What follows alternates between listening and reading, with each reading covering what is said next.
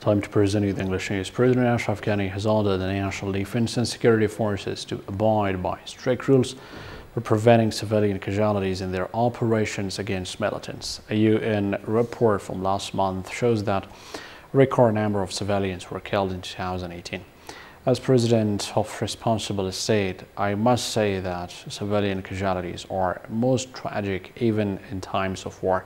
Pains me as much as any other Afghan when I hear about armed civilians, Ghani said. He made the remarks in a meeting with senior security officials from his cabinet as well as from the NATO's Resolute Support Mission in Afghanistan. I have ordered ANDSF to either abort or to wait at a potential target if even a single civilian is present, President Ghani said in the tweet hours after his meeting. The U.S. Department of State said that Taliban in talks with the U.S. negotiators have agreed that peace will require both sides to fully address their core issues and also building the cooperative sense of assurance as troop withdrawal from Afghan and the Afghan dialogue and comprehensive ceasefire.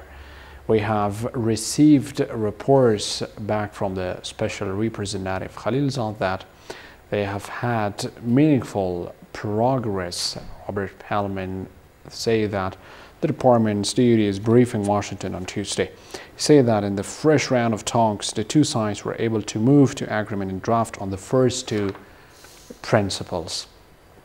Meanwhile, this round of talks, we were able to move to the agreement draft and the first-time principles, counter-terrorism and assurances and troop withdrawal from Afghanistan. The presidential palace has ordered police by releasing a newsletter that President Ghani has ordered the perpetrators of the killing of Mahsa to be punished. The presidential palace newsletter has stated that President Ghani was severely affected by the martyrdom of Mahsa, which also resulted in the death of Mahsa, a child abducted by Walid kidnappers. The presidential palace newsletter adds that the country's president has emphasized that this incident was a brutal act and such criminal acts are not accepting to Afghan government. The president has led the relevant bodies to pursue the case and trail the perpetrators of his crime and the identity of the laws that apply. A number of the parliamentarian election candidates today stood in front of the judiciary door and criticized and protested against the result of the parliamentarian elections.